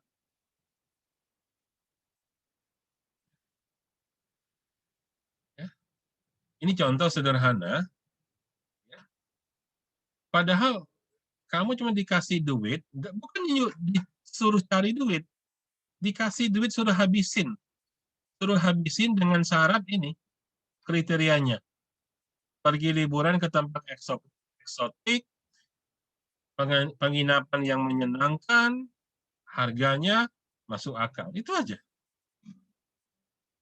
Saya sukses menghabiskan duit 5 juta karena bisa berjalan-jalan, liburan, dapat tempat yang eksotik, penginapannya bagus, makannya enak, harganya ya pokoknya disebut murah itu kalau kita cukup duitnya, itu murah. Ya. Kalau tempat eksotik, makannya enak, penginapannya enak, tapi malah tekor duitnya, dikasih 5 juta, malah kita pulang dari jalan-jalan ngutang 10 juta lagi, gagal namanya. Memang eksotik dapat, nice accommodation dapat, tapi harganya tidak reasonable. Ini ada yang salah pada manajemen budget. Tapi yang lebih parah lagi itu kalau sudahlah tidak nikmat jalan-jalannya, tidak dapat tempat eksotik, makannya susah, duit tekor. Itu yang paling repot. Saya tidak akan terlalu banyak membahas ini karena kamu sudah lulus mata kuliah manajemen proyek, ya, MPSI. Ya. Saya hanya merimain berapa banyak mahasiswa belajar mata kuliah manajemen proyek, tapi ketika melakukan proyek tidak pernah diterapkan ilmu manajemen proyeknya. Itu aja yang saya ingin singgung. Ya. Oke. Jadi sekali lagi sekedar mengulang, ya, pastikan, ya, apa itu proyek? Proyek adalah satu kegiatan temporer, ya, sesuatu yang menciptakan hasil yang bersifat unik. Nah, itu proyek. Harus progresif. Ya. Jadi sekali lagi, buka lagi buku MPSI-nya, ya, pastikan ketika melaksanakan kegiatan kreativitas, kegiatan yang sifatnya membangun atau menciptakan sebuah inovasi, ya, melaksanakan sebuah kegiatan menawarkan sebuah produk, apapun itu, gunakan manajemen proyeknya. Ya. Ini nggak perlu saya ulang lagi ya, pelajaran ini kalian sudah belajar di MPSI. Mana yang proyek, mana yang bukan proyek. Ini juga, tentunya kamu masih ingat gambar ini, ya, ini adalah slide menyeimbangkan antara tujuan, yaitu scope, ruang lingkup kegiatan yang harus kita capai, dengan waktu dan biaya. Ya, keseimbangan ini. Ya. Ini di manajemen proyek. Ya. Pertemuan pertama. Buka lagi bukunya. Saya yakin baru Di semester berapa sih manajemen proyek? Semester lalu atau semester ini? Biasanya semester lalu sih. 5 barangkali. Iya Pak, semester 5. Ya. Masih ingat gambar ini ada kan?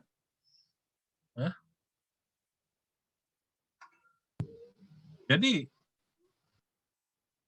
manajemen proyek itu targetnya nggak muluk-muluk. Bagaimana tujuan, baik tujuan ruang lingkup bisa dicapai. Kalau dalam apa namanya contoh liburan tadi, berhasil untuk liburan yang eksotik, yang makanannya menyenangkan.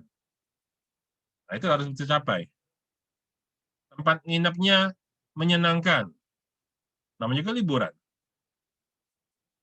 Tapi waktunya cocok, biayanya sesuai.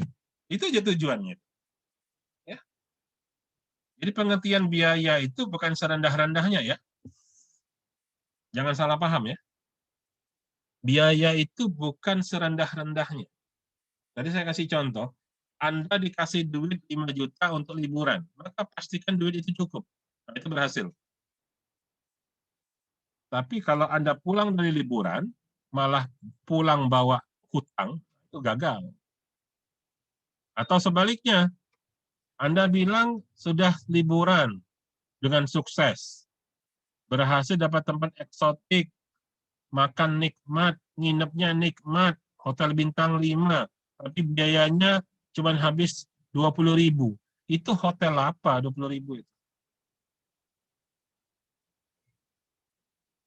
Oh Pak, itu saya nginep di rumah kawan. Nggak perlu pakai manajemen proyek kalau begitu. Ya. Jadi manajemen proyek itu mampu memaksimalkan hasil dari kos yang tersedia. Ada alokasi dananya, ada budgetnya. Ya. Jadi kalau dari sisi manajemen proyek, kos itu bukan untuk dihemat-hemat, enggak. Tapi dimaksimalkan penggunaannya secara optimum. Ya, oke. Ya, jadi sekali lagi saya tidak akan mengulang materinya, cuma mereview aja ya, bahwa ketika kita mengerjakan sebuah bisnis, kalau dia masuk dalam kategori project, ya, karena misalnya contoh gini, kamu mahasiswa, ya, tentunya nggak boleh merubah tujuan utama kamu kuliah. Jangan sampai gara-gara kamu punya katakanlah ide, inovasi untuk ikut IT case bisnis dan segala macam, ujung-ujungnya sibuk dengan bisnisnya, kuliahnya lupa. Ingat, kalaupun kamu berbisnis selama kuliah, ini project aja temporary. Kewajiban kamu yang rutin masih adalah kuliah. Ya. Jadi sekali lagi, implementasikanlah semua ruang lingkup dalam skop manajemen. Ya. Bagaimana time manajemennya, ya. Bagaimana cost manajemennya. Ya. Ini cost masih. Bagaimana memastikan kualitas, ya, quality manajemennya. Saya tidak akan ngulang karena ini materi sudah kamu belajar semua semester yang lalu atau kena project management. Ya, saya dulu pernah juga ngajar MPSI ya.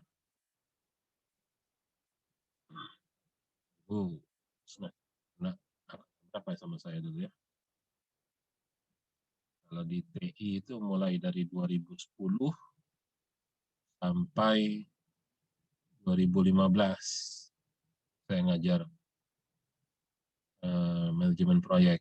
Kalau di SI, kalau saya tidak salah, angkatan 2011 sampai 2013. Nggak ngajar lagi mata kuliah PSI ini.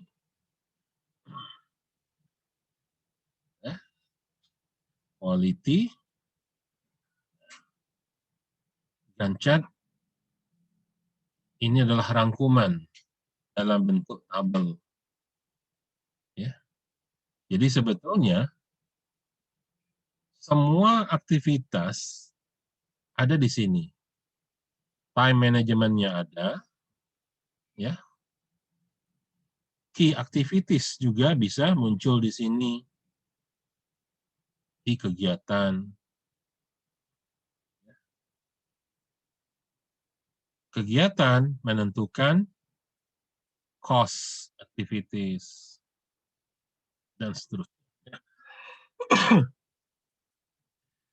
Oke, jadi sekali lagi jangan lupa dalam sebuah proposal juga pastikan bagaimana kamu mengelola atau memanajemen kegiatan ini sebagai sebuah proyek.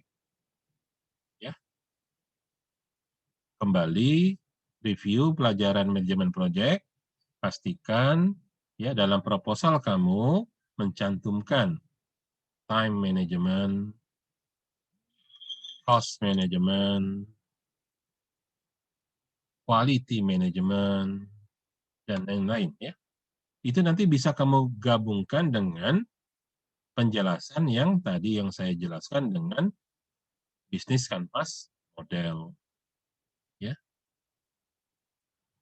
Ketika melakukan key activities, key partnership, itu tentu ada hubungan dengan quality management, ya, termasuk juga time managementnya dan sebagainya. Ya. Itu coba dihubung kaitkan antara penyusunan bisnis kanvas model dengan project management. Oke, Oke. Ada yang mau ditanyakan? Semoga cukup jelas.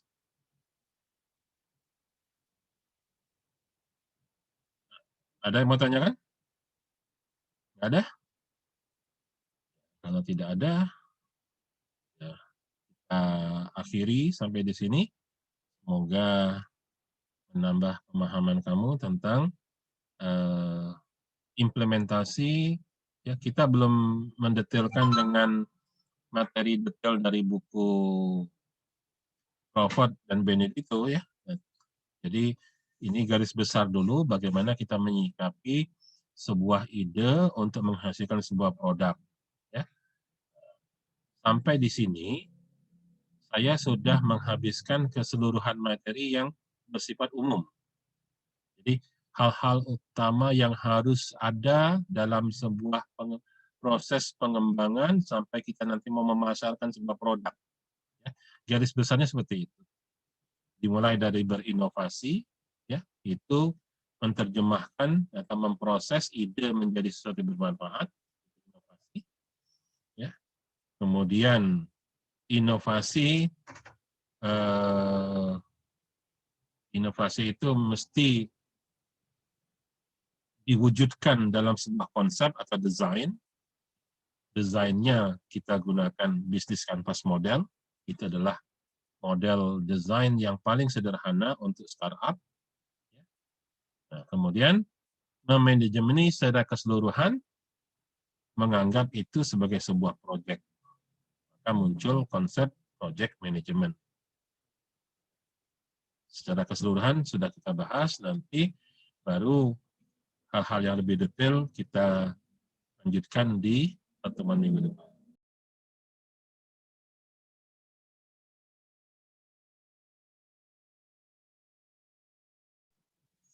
Maaf, internet saya terputus tadi ya. Jadi kalau nggak ada lagi yang mau ditanyakan, kita akhiri pertemuan kita sampai ketemu minggu depan. Oke. Terima kasih atas perhatiannya. Assalamualaikum warahmatullahi wabarakatuh.